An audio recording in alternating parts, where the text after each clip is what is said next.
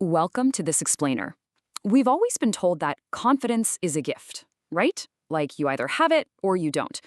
But that myth is exactly what keeps us stuck. Today, we're diving into the source material from the Confidence Rebuild Blueprint to completely shatter that idea. Because here is the absolute truth. Confidence is a skill. It's not a trait. So let me ask you something. Are you waiting to feel brave before you finally start? We all have that one project we keep delaying or that meeting where we just sat there silently.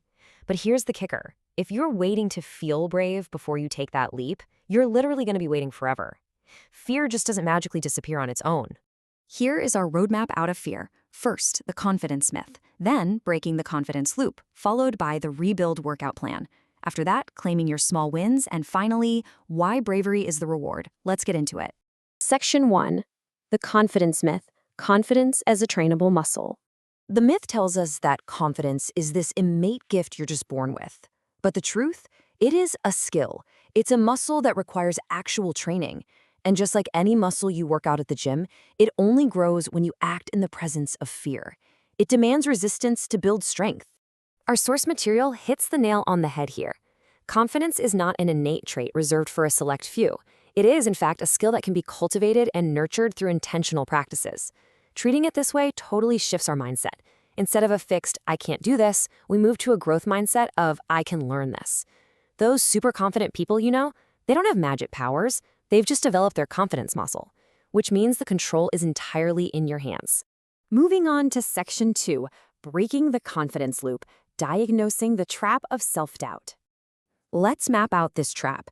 It all starts at 0 seconds with a simple trigger. Imagine Sarah. She's a fantastic graphic designer, and her trigger is just getting standard client feedback. Literally within 5 seconds, the negative self-talk starts racing. I'm terrible at my job, they absolutely hate my work. Fast forward 10 minutes, the behavioral response kicks in. She starts avoiding new projects or totally shuts down in meetings.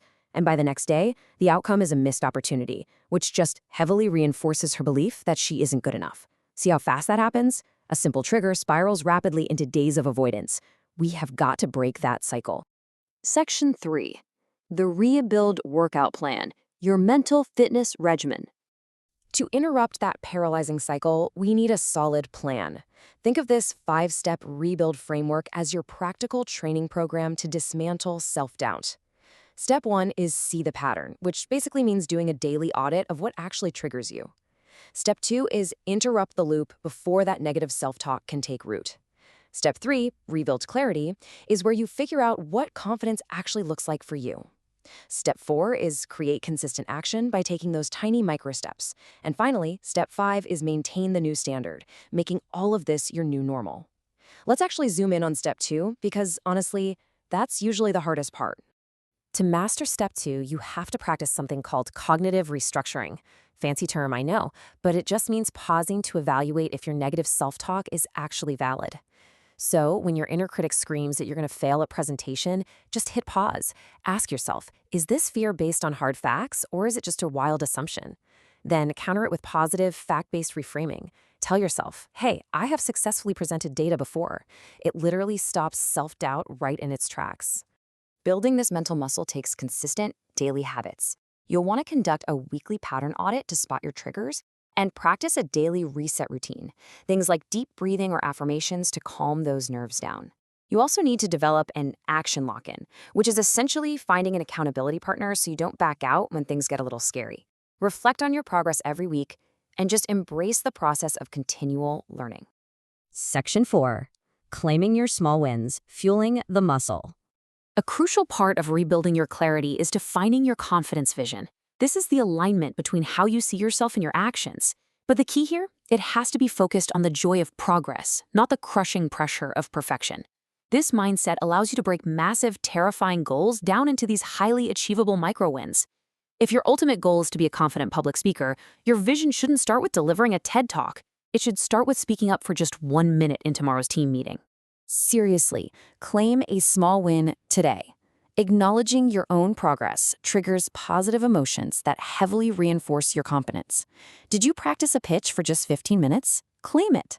Celebrating these micro achievements trains your brain to associate action with a reward, which makes you actually want to take action again tomorrow.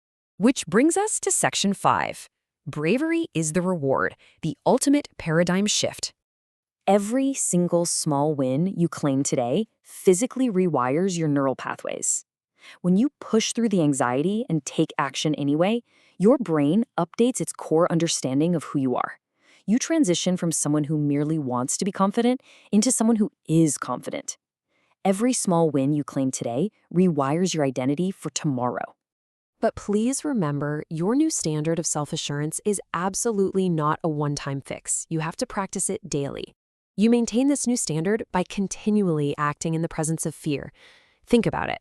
The moment you stop lifting weights at the gym, your muscles start to atrophy, right? Well, the moment you stop taking small, courageous actions, your confidence muscle begins to weaken. As the source material so perfectly puts it, if you're waiting to feel brave before you start, you'll be waiting forever. Confidence is not just the absence of fear. It's the ability to act while feeling afraid. That bravery you've been desperately searching for, it isn't what gets you to the starting line. Bravery isn't the prerequisite. Bravery is the reward. The muscle is yours to build, and now you have the blueprint. So the only question left is, will you stop searching for confidence and start practicing it? What small win are you going to claim today to begin your transformation? Thanks for joining me for this explainer. Get out there, embrace the fear, and start building that muscle today.